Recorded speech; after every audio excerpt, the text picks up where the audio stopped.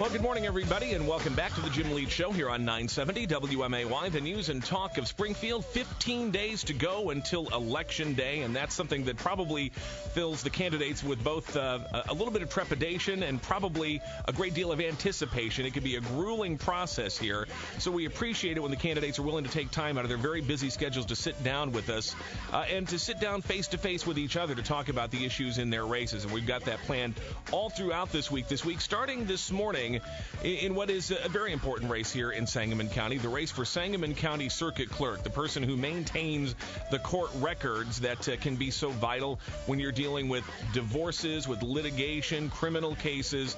Those records have to be accurate. They have to be precise, and so the person in charge of that is a very important person here in Sangamon County, and we are joined this morning by both the incumbent of that office and his challenger this morning. Please welcome Sangamon County Circuit Clerk Tony Libri and challenger Kristen Dicenso. Thank you both so much for being here. Morning. Good morning. Thank you for having us. And as I explained to both of you, this isn't a debate per se. Nobody's got a stopwatch out. We're not doing timed answers and rebuttals and things. It's a conversation, but we really want people to hear from both of you about this office and why it should be important to them. And I guess where I'd like to start is to have you, although our listeners, I think, probably are well acquainted with both of you by now, to have you just give a quick thumbnail sketch as to who you are, why you are either, one, in this office or two, seeking this office, and what you hope to do on behalf of the voters and taxpayers of Sangamon County. And we'll begin with the incumbent, Tony Libri. Thanks for having us here today. You could have had us at the 8 o'clock hour, by the way, but that's okay. And if I start coughing, forgive me. I'm trying to get over a cold here. I'm applying for the job as circuit clerk, and I would hope that the accomplishments that we have in the office, my employees and I, we make a great team. We've done some fantastic things, so I'm here applying for the job again, telling people about my candidacy. I have been the circuit clerk, and I would like to see it continue because we are right on the precipice of something that we started several years ago, and that is we have taken this office from the days where technology wasn't really thought of in the circuit clerk's office to where now it's a very big deal. The only way we're able to reduce expenditures is to automate and put to electrons as many things as we can, and I'm proud to say that we're doing that. We are one of the most technologically advanced circuit clerk's offices in the state, and I'm on the verge, or we are on the verge, of some really exciting things, and I would like to be a part of that because I think I can bring it home cheaper, quicker, faster, and more economically for all the taxpayers. Kristen Dicenso, your reasons for seeking the office of circuit clerk. I've been involved, and I've said this before, I've been involved behind the scenes in politics for about 10 years now, and I just thought it was time to come forward and get involved in a more public way. I think I can make a difference. This job fits my background and experience. In the past 10 years, I spent 9 of those years at the Illinois Department of Natural Resources. I managed a staff of 80 people in a $22 million budget, and we kept a lot of records, too. We sold all the hunting and fishing licenses for the state, the boat and snowmobile registrations. So I've overseen a large database, obviously, and that's what this is. We're keeping records. My experience fits this, and I just think that this is something that I would like to do and that I could make a difference in this office. The name of the office is Circuit Clerk, and just the term clerk suggests that there are basic administrative functions that probably don't change a lot from year to year. A lot of this is set up in law as to how these records have to be maintained and things. So for the average voter who probably isn't suing anybody or being sued by anybody, maybe is in court for a divorce, but hopefully most likely not, for the average person, why does it matter who is sitting in that office? What difference really does it make if it's one of you or the other of you to carry out those ministerial functions? Well, to me, Tony's been in this office for 16 years, and, we've sat together several times now, twice last week, and, he's stated several times that he's on the verge of bringing some things up to speed technologically, and I don't know why it's taken 16 years to get some of these things up and running. Other counties are doing them, such as e-supervision. There's some online functions that other counties are already doing. So I have experience in this. We brought all the hunting and fishing and licenses online back in 2005. We started selling them over the counter just last year. So I have some experience in getting these operations up and running. Tony, your response? Sure. It's probably one of those mundane offices you don't think about. We're record keepers. That's what we do. And providing that service in a most economical way, as long as you're accurate, is the enduring theme of what we're doing there. We're trying to do the most with what we have. We are one of the most technologically advanced counties in the state of Illinois. We are on the cutting edge. My opponent doesn't understand that there are certain things that the court will allow in one county but might not allow in another county. As an example, the court does not allow us to have court supervision, mail-in court supervision here. We would love to have court supervision here, but that's a function of the court system, not us. We can only follow the rules of the court. They're the ones that mandate who can do what. Now, there are other technological things that are out there like e-filing and things like that that we are ready to do. We're just waiting for permission to do them. You are running right now, Tony, commercials that talk about savings that you have effected in the office for taxpayers. I believe the figure you're using is $7 million. Can you elaborate on that number? Sure. Where does it come from? What does it represent? Well, $1.9 million of that is in savings from we've eliminated with 10 positions, so to speak. So we have $1.9 million in savings, but we have $5.6 million in new monies generated. As an example, I was talking about this the other day to a reporter. Just passports alone, something that this office has never done before, has generated over $500,000 in income for the county. So when you add up programs like that, when you add up programs like new interest-bearing accounts that we created or an interest program that we created before, it was just passbook. You just stuck it in the bank, and whatever it earned, that's what it earned, the 1/10 of 1%. We actually created, with the help of local bankers, an investment program that was so successful that that program is now recommended by the statewide Circuit Clerks Association, and that program alone generated almost $500,000 in interest alone. That we would not have received otherwise. On the same topic of new revenues coming in, you recently put out a press release with the state's attorney, John Milhiser, about a program to be more aggressive in collecting fines and fees that have been written off as uncollectible that brought in more than $400,000 in doing that. But that's something that you had to go to hire a Chicago company to make that happen. Why did that job have to be outsourced? Why couldn't we go track those fines and fees down locally and keep that entire pie rather than having to give a portion of it back to another company outside the county to make that happen? Great question. And again, let me remind you, we are merely the record keepers. We can make suggestions to the judiciary about how they do things, but again, we are not attorneys. We're the record keepers. The state's attorney will tell you, and we have worked well with all of the state's attorneys since I've been clerk, they will tell you that chasing somebody down for a traffic ticket that's 10 years old is probably not on their list as high on the list as incarcerating rapists and murderers and things like that. The technology wasn't available before. The laws didn't allow us until recently to go to a collection agency, so to speak, and there's a very simple reason why. When the law says you collect a $100 fine, as an example, if you charge that to your charge card, we have to upcharge for your credit card because the law says you must charge $100, not $100 minus 2.5% or whatever the credit card's charging. So we were never able to go to a collection agency until recently when they passed the law that said their fee is on top of what our fee is. So now we've worked together. The state's attorney's happy with it. We're quite happy. And these fees that we're collecting are files that heretofore were thought of as uncollectible. Again, you have traffic tickets that are 10 years old from somebody that lives in Texas. You're not going to have a good collection rate. We're not, because we could threaten them to come to court, and they're just not going to come. But when a collection agency nationwide tags you, tag, you're it. Kristen Dicenso, $7 million is an impressive number. What's your response to that? Well, I think all savings is good. I don't think losing headcount is good, of course, when you're talking about losing jobs. But, I question those numbers a little bit because some of these things are not set up by the circuit clerk's office as far as fees and things like that go. But any savings is good. I can't bash Tony for saving money. That's that's ridiculous. Well, you questioned headcount, and let's talk about that aspect of the office a little bit. Are there, in your view, sufficient people to do the job in reducing those number of bodies there? Has that impacted the service that taxpayers and voters get from the Sangamon County Circuit Clerk's office? I've heard from lots of people, attorneys, the general public, that there are lines at the Circuit Clerk's office.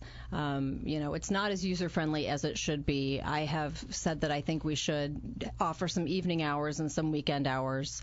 I think we have to adjust to what working people do. I work 8 to 4:30, so for me to get down and pay a fine, should I have one, during the lunch hour would be difficult. I'd have to take time off work to do that. And I think Tony would agree with that as well. He said last week in one of our joint meetings that, weekend hours or evening hours would cost an additional $80,000 a year. But there are security guards there. I think if you work with everyone and create some sort of flexible schedule, this is possible. Anything's possible. We've done, we made enormous changes at DNR as far as flex scheduling goes and how to pay for things online. So I just think there's a lot of options open for. I don't think you should say anything is not doable because of finances. There's creative ways to do everything. I know that on the rare occasion when I have had to go to the Circuit Clerk's office for some personal issue, it can be a challenge sometimes in a busy day, and I don't work close to the downtown area to get down there to be able to get to things. So flexible scheduling sounds pretty appealing to me, Tony. We agree. I would love to be open more hours, but you have to remember the county building isn't even open on weekends anymore other than this election time period because the costs are so high. Just to open my office on Saturdays would require over $80,000 just in security. That's not counting circuit clerk employees. Now, we have employees that are on flex time and things like that. So we are capable of working extra hours. It's just that the funds aren't there to pay for that. And the Sheriff's Department is not going to spend an extra $80,000 just to open up the building just to satisfy me when they can't even pay for food for the jail. You know what I'm saying? That's not high on their priority, me being open. I would love to be open. Give me the money. We'll be there. You've got a state's attorney, a sheriff, a county board chair, all of your party. Is this something you guys could work out together to say, hey, you know what, maybe there is some advantage, some benefit to having these offices be available and open to the public at a time that's more conducive to their schedules? I have long been an advocate of a night court situation, things like that. And again, I am one voice out of many. There's a county board to consider. There are state statutes to consider. There are judges to consider. And so if we can get everybody on the same board or the same sheet of music, I would love that. But I will tell you that we have implemented programs to help alleviate that. I could tell you, as an example, we used to get probably, several hundred calls a day that averaged, when I first started, 14 minutes was the average phone call. Now that average phone call is less than 2 minutes. It's several hundred calls a day, but it's still under 2 minutes now. We used to get probably 1,400 people a day in that office. Now we're down to, on an average day, of less than 1,000 to 800 a day. So we have implemented things that allow people to do things online, to do things on the telephone, now to do things on their smartphone. So we're doing everything that we can. The things that we control, we're trying to make user-friendly and to keep people from having to come in that office. Kristen Dicenso, real quickly, because we have to take a break here in just a moment, but traditionally, Sangamon County tends to lean pretty Republican in terms of its county-wide elected officials. Let's say you do win in a couple of weeks. Can you get the county board? Can you get the other office holders in the county to go along with this idea of expanded scheduling and potentially an expanded cost? And let me ask you, too, what do you make of that $80,000 estimate of expanded security to be able to implement what you're talking about with hours at nights or weekends? Well, of course, I can work with anybody. When I came into the Department of Natural Resources in 2003. I was one of the few new Democrats in the new administration there. Did I have to work with, a bunch of Republicans that had been there for years and years? Absolutely. Was I able to do that? You bet. My whole family is Republican. I've said this before. I'm still invited to Thanksgiving dinner, so I'm doing something right as far as getting along with people. And the $80,000 that this costs, I don't know that. I would have to take a look at that and see where else we could potentially cut back and make this happen. I think it's a very important issue. We'll continue to talk with the candidates for Sangamon County Circuit Clerk in just a moment. Here you're on the Jim Leach Show, 970 WMAY, the news and talk of Springfield. It's 7:26, and they have got time to bring your coffee clutch to Culver's West on Wabash. Get free coffee with any purchase at Culver's West on Wabash. 970 And we are back on the Jim Leach Show on 970 WMAY, the news and talk of Springfield. Continuing our conversation this hour with the candidates for Sangamon County Circuit Clerk. And again, my heartfelt appreciation to candidates Tony Libri and Kristen Dicenso for taking an hour out of their busy schedule to sit down and talk to us. Once again, appreciate you being here this morning.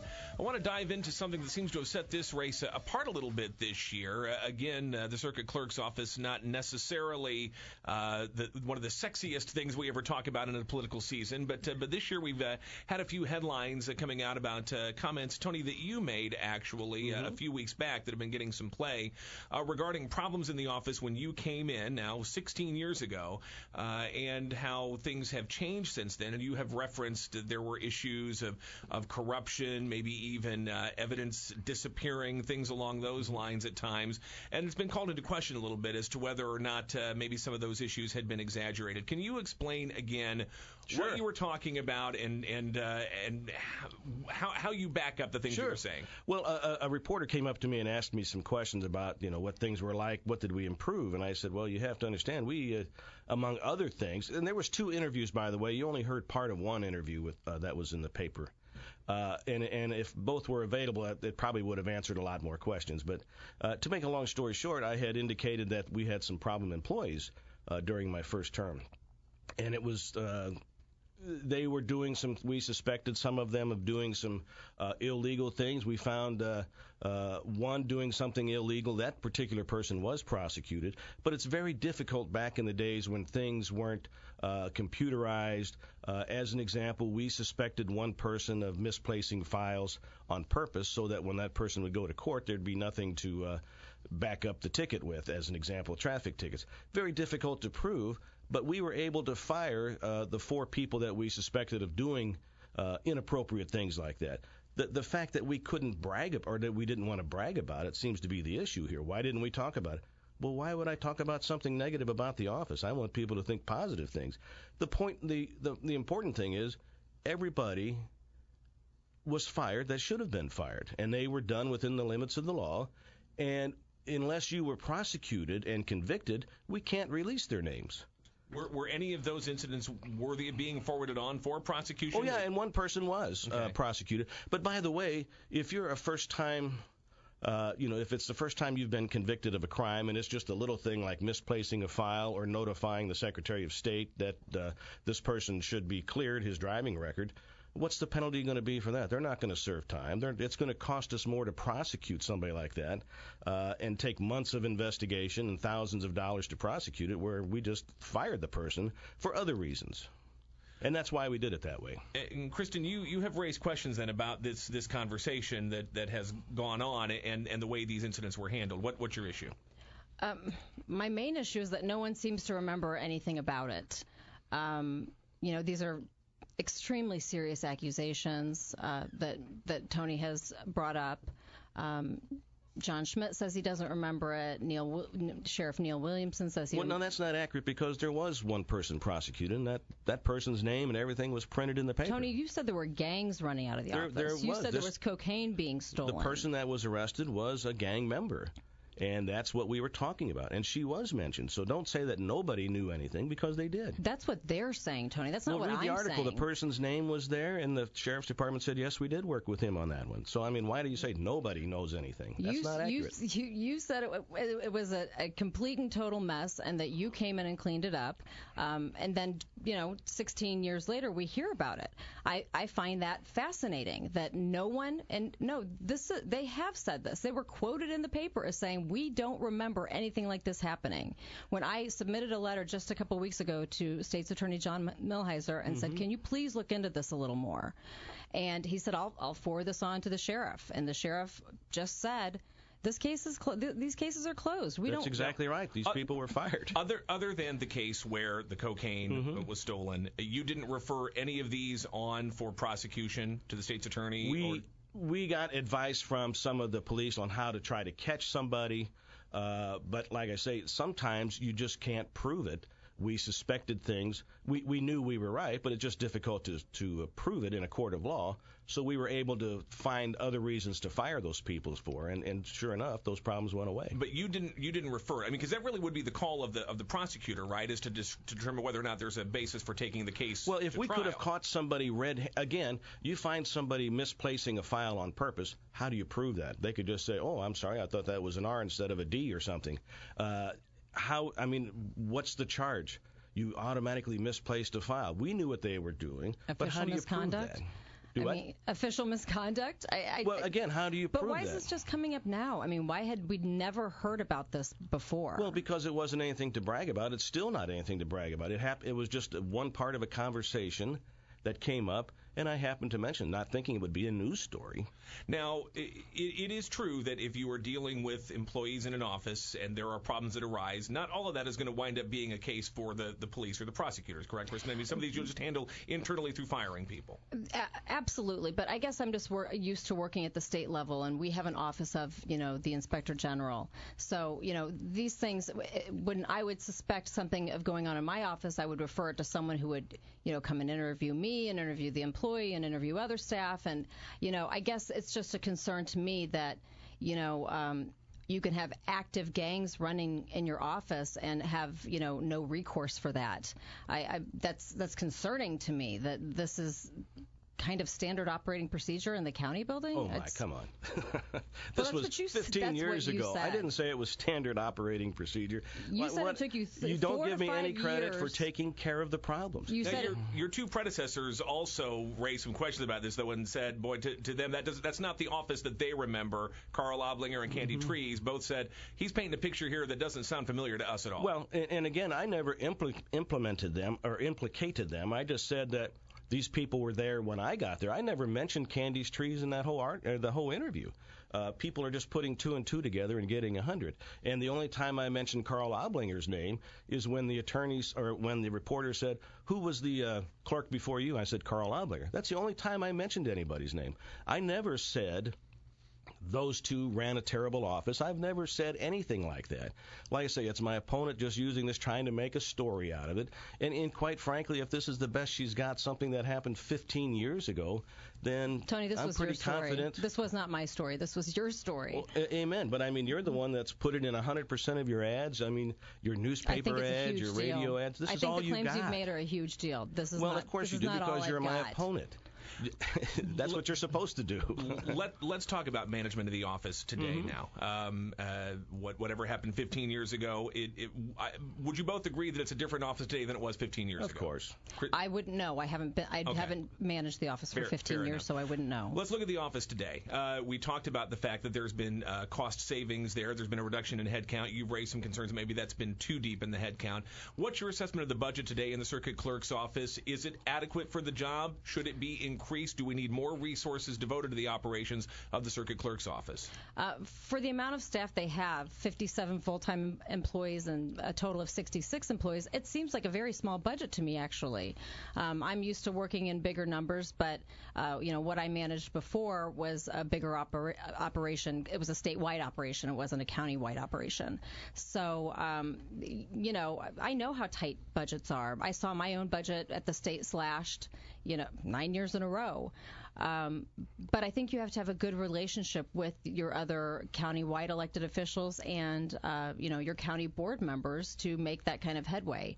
And I don't think Tony's had those relationships, at least as of late. What would make you say that?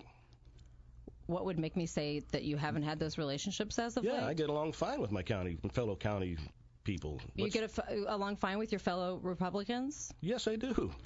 Oh, well, there was a very, very public battle, over you being the county chairman. Over a political operation. Mm-hmm. And they said from day one they support me for this office. But then again, these are things you're just creating to make it sound like there's something going on. I'm making up you being booted out of the county chairmanship. You just said that I don't get along with my fellow county elected officials and county board members. Tony, they use very strong words to describe your management style. You had a seek and destroy management style. Who said that? Senator Sam McCann said that.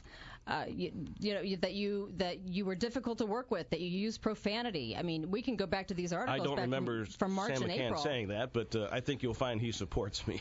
But there was, of course, during the whole changeover and transition to the party, there were people who did raise questions about your relationships, your interpersonal skills on those political issues. But what you're saying is that whatever disputes there were in terms of control of the party doesn't translate, it doesn't bleed over into the governmental operations? You go back and read every newspaper article about that. Most of that was inside baseball stuff. A very small amount of people. We all left friends. We're all very happy with how it turned out.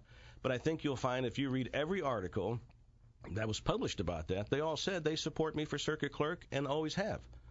So it's not an issue. I think that's the deal that was probably made. There was no deal made. Tony, you stepped down as county chair, and we'll say that we support you as circuit clerk. That's not the case. Can you bolster that? Can you back that up to say that there wasn't, or that's just your conclusion on it? This inside baseball stuff, I'm hearing this line over and over, and I'm getting a lot of Republican support. I'm getting a lot of public Republican support. So for Tony to downplay what happened and reinvent himself as this really nice guy that everyone really likes is laughable to me. I want to come back to Kristen Dicenso's comment, though, that the current operating budget in the circuit clerk's office, quote, seems like a small budget to me, is what she said. Tony, I mean, would you like to have more money in your budget? Sure. The county gives us about $2.4 million a year. That, quite frankly, is not necessarily enough to cover our just employee costs. So we have to generate those incomes from the other 5 funds that we are in charge of collecting. And that's how we're able to do it. Now my opponent claims that she's qualified for this job because she ran a much larger office. Well, quite frankly, when I was in Afghanistan, I was in charge of 18,000 employees and had a $500 million budget. So, I mean, if it's merely numbers of employees and numbers of dollars that make you a better manager, then I just blew her experience away. But I don't talk about those things. It's a much different office. Well, because you're the one that bringing it up. My goodness. If I'm going to establish my experience, you try Well, then why can't I establish mine? You are. Who said you aren't? And you'll find that no matter what I do, my opponent doesn't like it. You've been there for 16 years. I would hope that you know the ins and outs of this office. You've been there quite a while. One other quick note related to budget and expenditures, and it came up during your Journal Register editorial board conversation, questions that were raised about some of the expenditures, a vehicle allowance, you get county assistance for your cell phone. Are those expenses that are out of line? I mean, they're small in the context of the overall budget, but you have no problem with taking those monies. No, I mean, it's a cost of doing business. I don't understand why paying a portion of a phone bill is a big deal. I don't get a vehicle given to me. If they want to give me a vehicle to use, I'll take it. They pay a portion of it because you just have the one cell phone. They pay a portion of your phone bill. Yeah, they give me some money every month. $80 a month. Okay, all right. Kristen, do you have a problem with those expenditures? Of course. I gave up my state cell phone over a year ago because I have unlimited text and minutes and data on my plan. So why should the state have to pay me to, use their cell phone for work? I think that's ludicrous. As far as, the $7,800 a year he gets to drive to work, come on. That's insane. Well, if that's all I did, I could see that, but that's not the case. We're just about out of time here. I want to give you each a chance to have one final statement to the constituents and the voters who are listening this morning. Tony, we'll start with you. Sure. Ladies and gentlemen, I have been proud to be your circuit clerk for a number of years now, and I am proud of the record of accomplishments we have. I will gladly answer any questions you might have of me, and because I like talking about what we have done in that office. You ask attorneys, you ask the people that come to our office, we are as efficient as we are allowed to be by the courts and based on the budget that we have. It's a mundane office, and we are very happy to have a smile on our face, to do your work completely, accurately, and quickly, and we're happy to do that because we're public servants. Again, as I said at the beginning of the show, I'm applying for the job. I realize that every 4 years I have to convince the public to vote for me. I have to give them a reason to do that. And if you look over the accomplishments that we've had, we've reduced cost, we've reduced employees, we've increased the quality of work, we've increased the work per file. We are doing more for less, and I would think that that's the kind of person you would want in office when you go to Election Day. So I appreciate your support. Kristen Dicenso? Thank you for having me, and I have to say that this experience has been one of the most positive of my life. Getting out there in the community and meeting people, and it's not the easiest thing to talk about yourself. As someone new in politics, I probably don't do that the best. Map out my accomplishments and what I've done, and what a hard worker I am. But I just think it's time for some changes at the countywide level. There are no countywide elected females. This county's 52% women. I just think I have a lot to add to this position. I think I would be an asset to the circuit clerk's office. I think I could bring some innovation and some new ideas and just a new energy to that office. Challenger Kristen Dicenso, incumbent Tony Libri, candidates for Sangamon County Circuit Clerk. Thank you both again for your time this morning. Thank you. 7:50.